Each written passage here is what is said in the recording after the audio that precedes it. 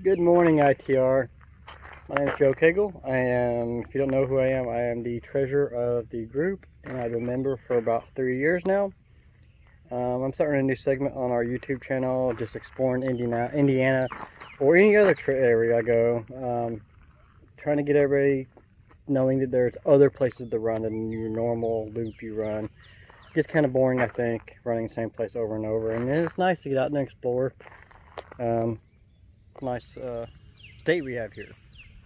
Today I'm running a 10-mile loop as advertised, but it's like 9.5.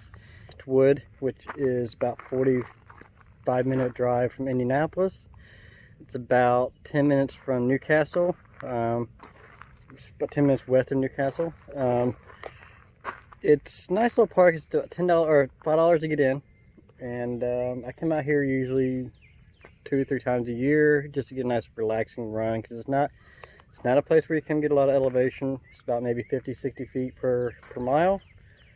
And I was figuring out, guys, what I typically bring on a run, mostly just my long runs, but it's always good to have things with you.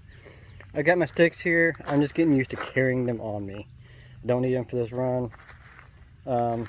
Main thing I usually bring is, one thing I try never to forget, is a change of clothing on a long run. When you get done, you're nice and sticky and icky, and you just don't want towels in there. My OOFAs. This is good for cleaning off after you think you may have gone through some poison ivy. There's also this poison ivy stuff I got to put on before you go through poison ivy. But I've not really had any problem with poison ivy. I've got a run next weekend that I'm really kind of concerned about, so I got that. Some salt tabs. Helps you with your electrolytes. I don't use the tailwind and salt tabs in conjunction. I use either one or the other. I always make sure I have a pair of socks to change into. If I have issues with the socks I have other pairs of socks. Fix Your Feet's a great book to have if you have any inkling of running long runs or just any running in general. Just reading this as a reference is a great idea. This is my tub I bring. It usually goes to all my races and my long runs. Sometimes I use it as a drop bag.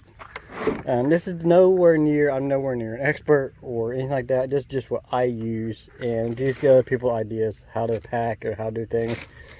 I've got some gels.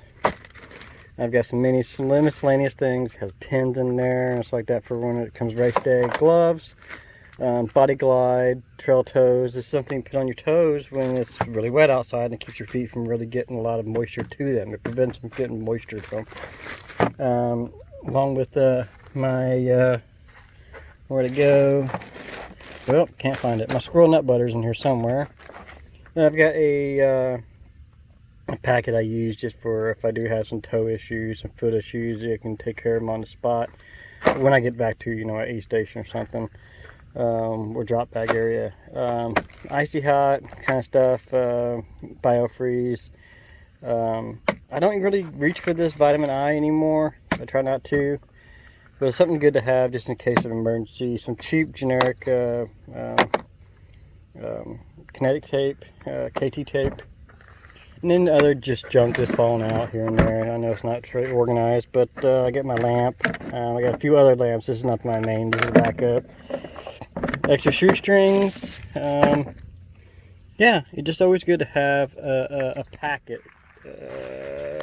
Go to what you have on long runs, and some people don't do any of this. This is something I've gotten used to doing, to having on me to make sure I have what I need with me. I usually carry a couple goos with me in my hydration bag, along with an empty Ziploc bag, so you don't litter on the course, litter on the trail. I hate that. It's just disgusting to me. So it's not that hard to clean up after yourself, but I don't want it all in my bag either, getting all gunky and ugly. So on me, I usually carry some wipes in my baggie, in my hydration bag, and maybe a little handkerchief or kind of buff to wipe down the sweat. Start getting in your eyes and stuff. But other than that, it's just this bag bomb is good for if you end up chafing. This stuff's awesome afterwards if you end up chafing somehow. But yeah, this is something new I'm trying to do. I'm not good at YouTube stuff. I'm not good at video stuff yet. I'm going to try to get better at it, guys. But Get out there and explore and find other parks you like. Don't just hit one park over and over and over, because it's got to get boring. You got to see other places. Indiana's beautiful. So, all right, I'm going to get my easy run out of the way. Bye-bye. And a reminder, there's, I think, 21 little bridges. This is the biggest one, I think. There were 21 little bridges out here. If it's the least bit wet, they're slippery. Walk every one of them. None of them are really all that stable either. So take it easy on those things. Here is a view from the other side of the lake. Other side of the parking lot anyway. Lake goes along that way. One thing I do find funny about this trail is occasionally you run across these emergency exits. Don't fall victim to the emergency exit, because it goes nowhere. Maybe it goes somewhere, but I see no trail. Another thing about running out here at Westwood is don't trust either the markers or your GPS watch. One of them's wrong. I'm thinking it's the watch, only because it is so, the ground cover here, the tree cover is so low. It's kind of a new forest, new growth. It's so low, it's all like this, that I think it blocks much of the GPS signal. So